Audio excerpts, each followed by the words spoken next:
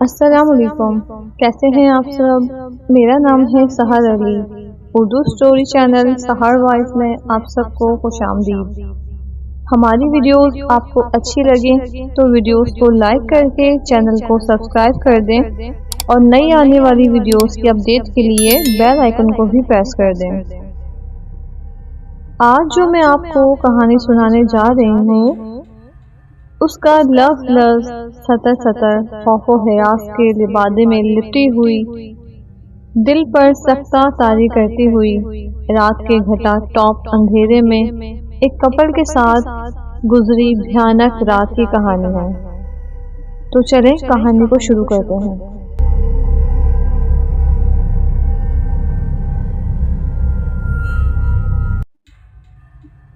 سڑک پر تیزی سے آگے بڑھتی گاڑی اب ایک جھٹکے سے رکی تھی۔ اس نے پریشانی سے ڈرائیونگ سیٹ پر بیٹھے اسد کو دیکھا جو خود بھی پریشان ہوتا سیٹ بیلٹ ہٹا کر اب گاڑی سے باہر نکل رہا تھا۔ اس گاڑی کو بھی ابھی خراب ہونا تھا۔ اس نے خوف سے شیشے کے پار دیکھا۔ اس پکی سڑک کے دونوں اطراف گھنے درخت تھے جو اس وقت رات کی سیاہی میں ڈوبے ہوئے تھے۔ دور سے آتی جانوروں کی آوازیں ماحول کو مزید پراسرار بنا رہی تھیں۔ کیا ہوا اسد؟ اسد کو واپس گاڑی کا دروازہ کھول کر بیٹھتے دیکھ کر اس نے پوچھا۔ پتہ نہیں نوشین، کچھ سمجھ نہیں آ رہا۔ ایک تو اس گاڑی کو بھی ابھی خراب ہونا تھا۔ اس علاقے میں موبائل سگنل بھی نہیں آ رہے اور یہاں تو کوئی میکینک بھی نہیں ملے گا۔ وہ خود بھی بہت پریشان دکھائی دے رہا تھا۔ اب کیا کریں؟ ساری رات گاڑی میں تو نہیں بیٹھ سکتے۔ نوشین کو سب سے زیادہ ارد گرد کا خوف ستائے ہوئے تھا۔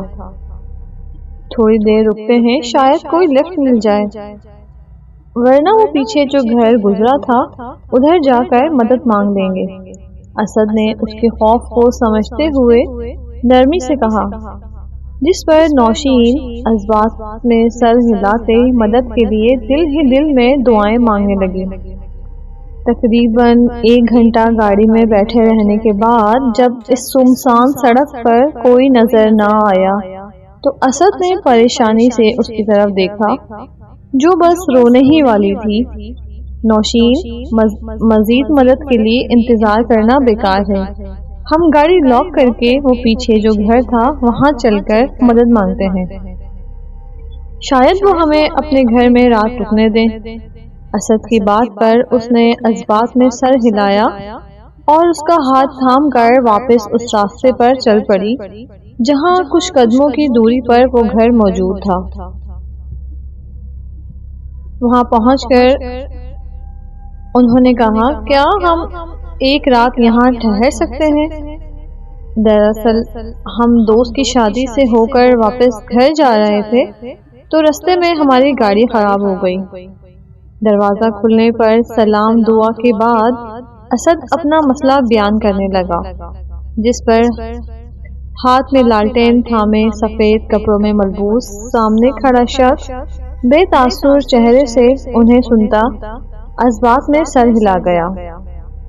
میرے ساتھ آؤ۔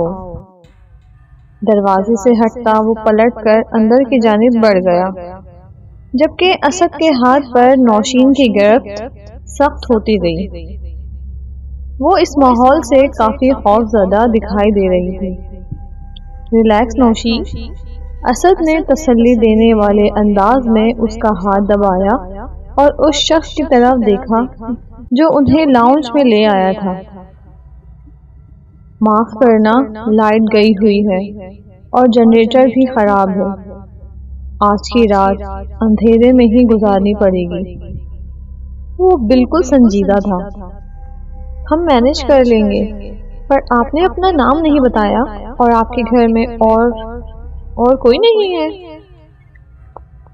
بشیر کہتے ہیں مجھے۔ بیوی اور بچے سو رہے ہیں اپنے کمروں میں۔ آپ یہ لالٹین لیں اور اوپر جا کر دوسرا کمرہ مہمانوں کے لیے ہے، آپ لوگ اسے استعمال کر سکتے ہیں۔ تفصیلی جواب کے ساتھ لالٹین ان کی طرف بڑھا کر اس نے سیڑھیوں کی جانب اشارہ کیا۔ اسد نے اسبات میں سر ہلایا اور نوشین کا ہاتھ تھامے سیڑھیاں چڑھنے لگا۔ مجھے بہت ڈر لگ رہا ہے اسد۔ ڈرو نہیں، بس ایک رات کی بات ہے، صبح ہوتے ہی ہم یہاں سے چلے جائیں گے۔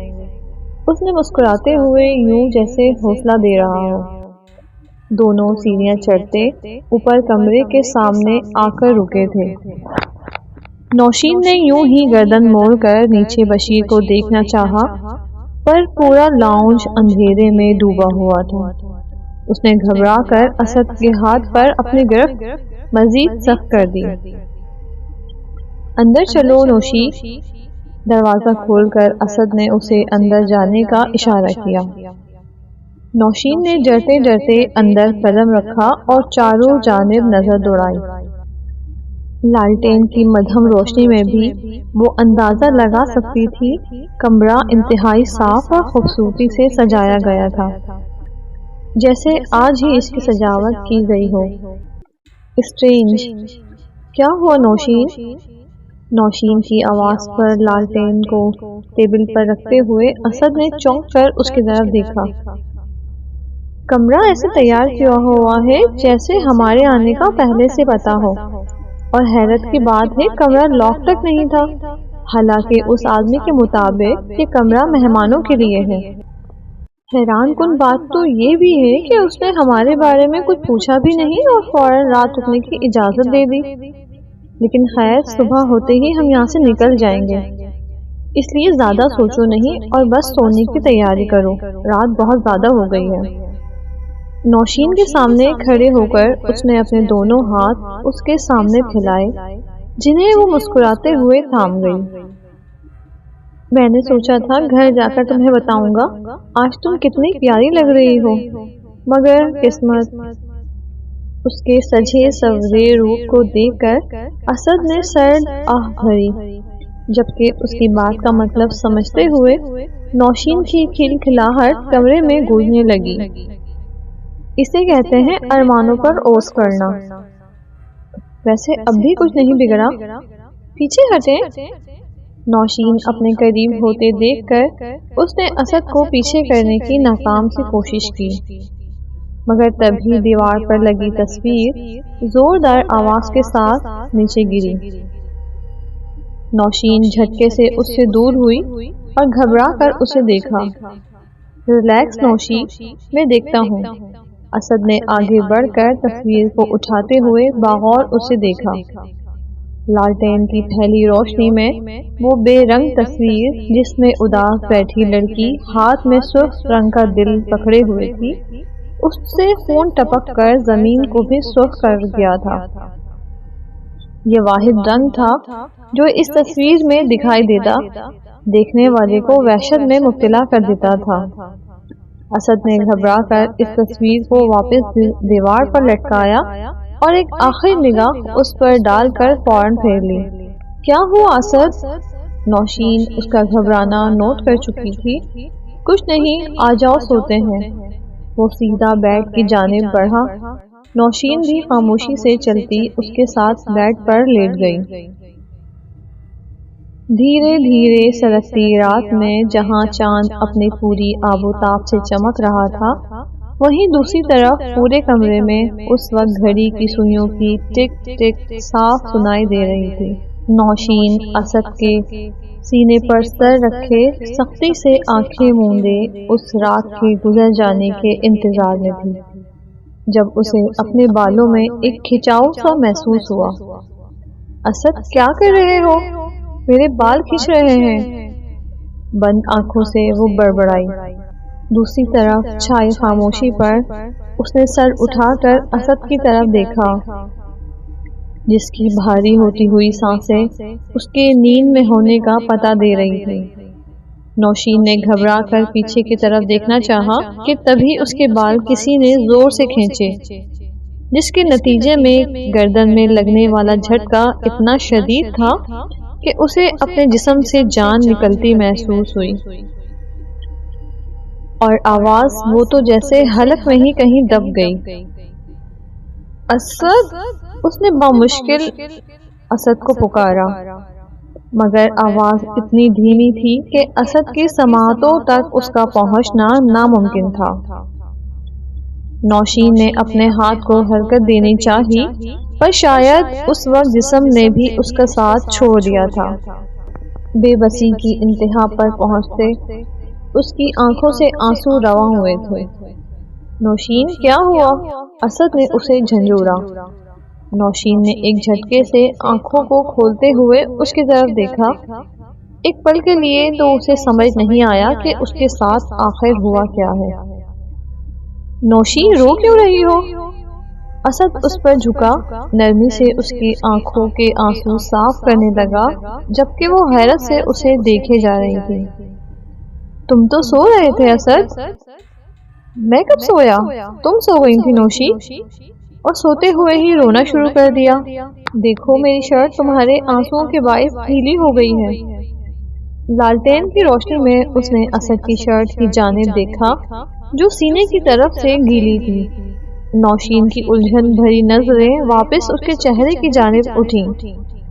وہ مسکراہٹ دبانے کی کوشش کر رہا تھا۔ نوشی مزید الجھ گئی۔ مسکرا کیوں رہے ہو اسد؟ اس پھیلے ہوئے میک اپ میں قسم سے تم چڑیل لگ رہی ہو۔ اسد کا اشارہ نوشین کے گالوں پر پھیلے کاجل کی طرف تھا، جو رونے کے باعث آنکھوں سے گالوں تک کا سفر طے کر گیا تھا۔ اوف، اب میں کیا کروں؟ اور تم ہنسنا بند کرو۔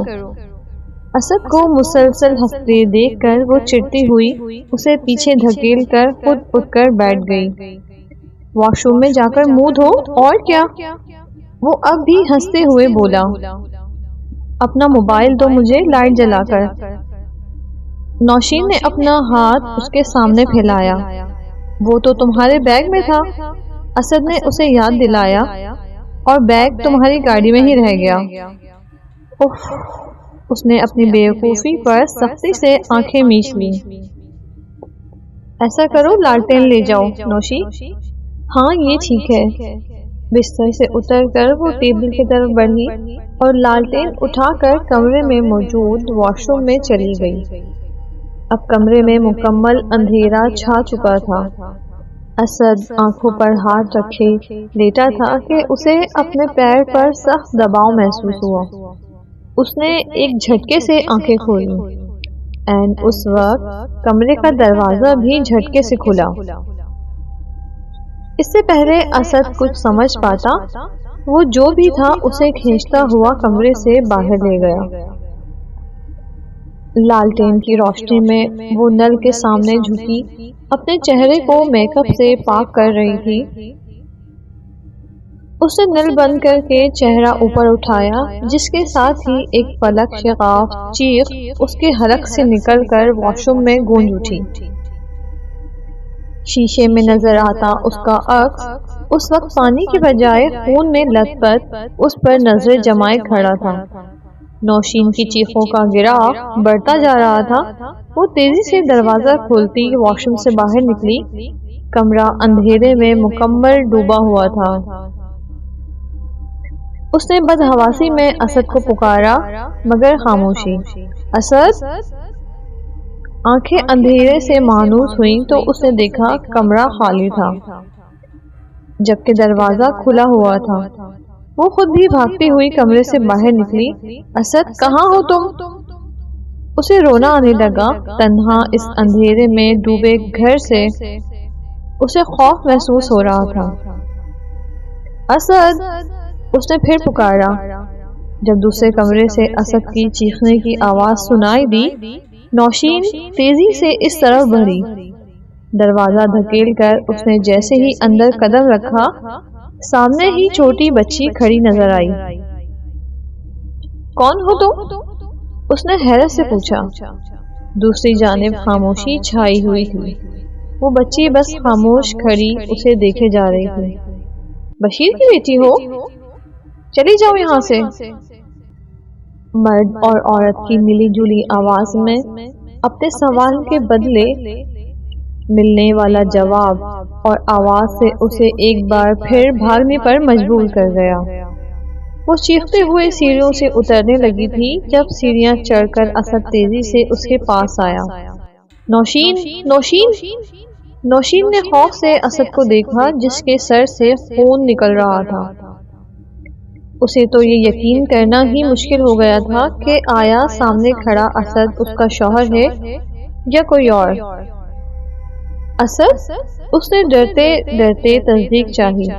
یہ گھر ٹھیک نہیں ہے نوشی، ہمیں جلد از جلد یہاں سے نکلنا ہوگا۔ وہ تکلیف زدہ لہجے میں بولا۔ تمہیں چوٹ کیسے لگی؟ نوشی کی نظریں اس کے سر سے نکلتے خون پر جمی تھیں۔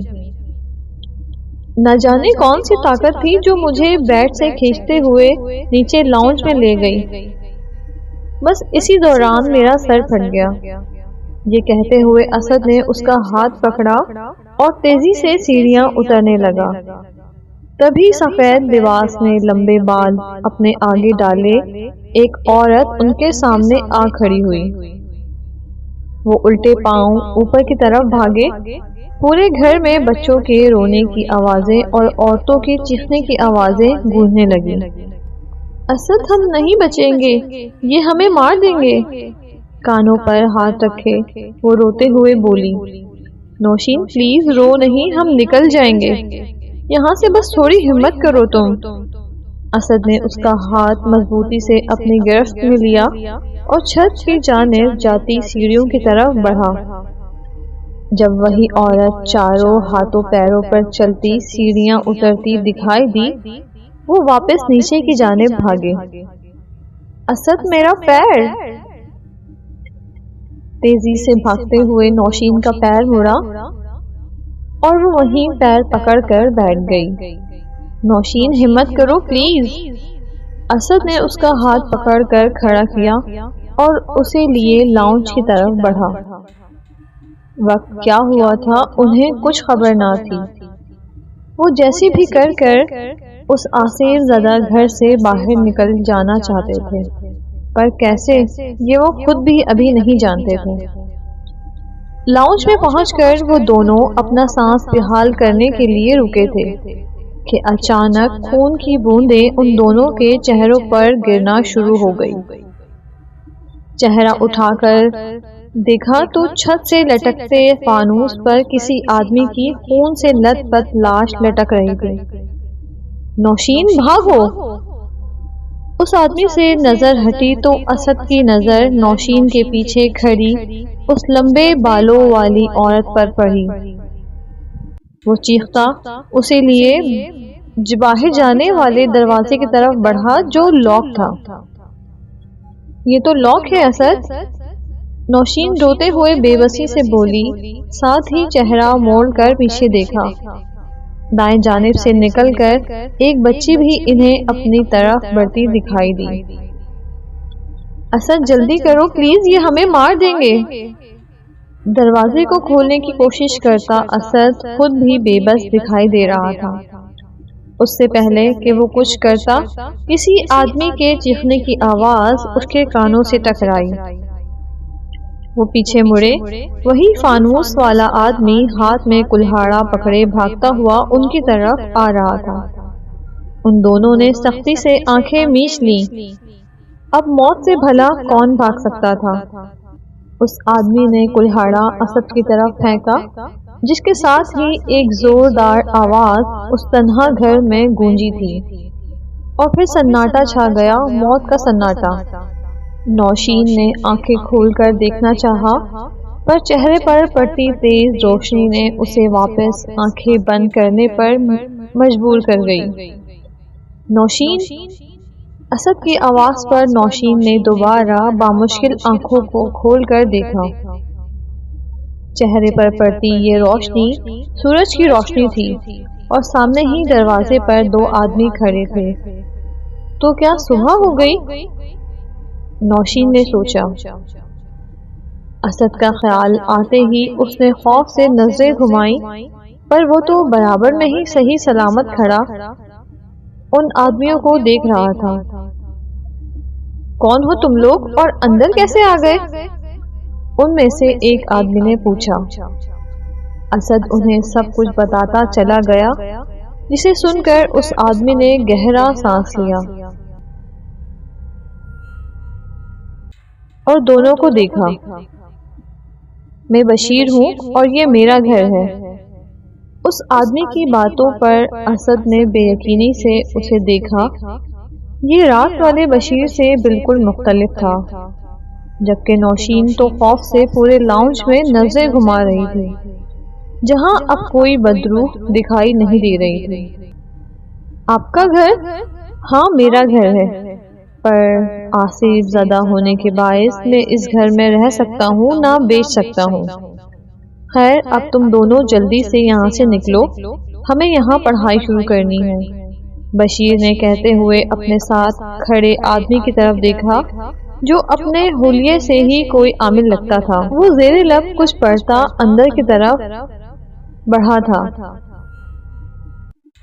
تب بھی مرد اور عورتوں کی ملی جلی آوازیں ایک بار پھر اس گھر میں گونجنے لگیں۔ اسد فوراً نوشین کا ہاتھ پکڑ کر دروازے سے باہر نکلا۔ تیزی سے بھاگتے ہوئے انہوں نے پیچھے مڑ کر نہیں دیکھا اور سیدھا جا کر روڈ پر کھڑی اپنی گاڑی میں بیٹھ گئے۔ ڈرائیونگ سیٹ پر بیٹھ کر اسد نے گاڑی اسٹارٹ کی، جو فوراً ہی اسٹارٹ ہو گئی۔ اس نے نوشین کی طرف دیکھا جو نم سوجھی ہوئی آنکھوں سے اسے ہی دیکھے جا رہی تھی۔ گاڑی کا خراب ہونا بھی گزری رات کا ایک حصہ لگ رہا تھا۔ اسد نے گہرا سانس لیا اور گاڑی آگے بڑھا دی، یہاں پھر کبھی واپس نہ آنے کے لیے۔ ڈائری بند کر کر اس نے سائیڈ میز پر رکھی اور بائیں جانب لیٹے اپنے شوہر اسد اور 1 سالہ بیٹے احمد کو دیکھا جو گہری نیند سو رہے تھے۔ اس واقعے کو 2 سال گزر چکے تھے، مگر آج بھی اسے وہ رات شدت سے یاد آ کر اس کی نیند اڑا دیتی تھی۔ اس آصف زدہ گھر میں گزری وہ ایک رات اس کی زندگی کی سب سے بھیانک رات تھی۔ نوشین کیا ہوا؟ اسد نے کوہنی کے بل ذرا سا اٹھتے ہوئے اس سے پوچھا۔ آنکھیں نیند سے بوجھل ہو رہی تھی۔ کچھ نہیں، بس نیند نہیں آ رہی تھی، وہ نظریں چراتی ہوئی بولی۔ اسد اس کے اندر موجود چھپے بیٹھے خوف سے بخوبی واقف تھا۔ اس رات کو وہ بھی تو نہیں بھول پایا تھا۔ اسد نے مزید کچھ کہے بغیر نرمی سے نوشین کو اپنے احصار میں لیا اور اس کا سر اپنے سینے پر رکھ کر آہستہ آہستہ اس کی کمر سے لانے لگا۔ نوشین بھی اس کے مضبوط احصار میں آ کر پرسکون ہوتی آنکھیں موندے سو گئی۔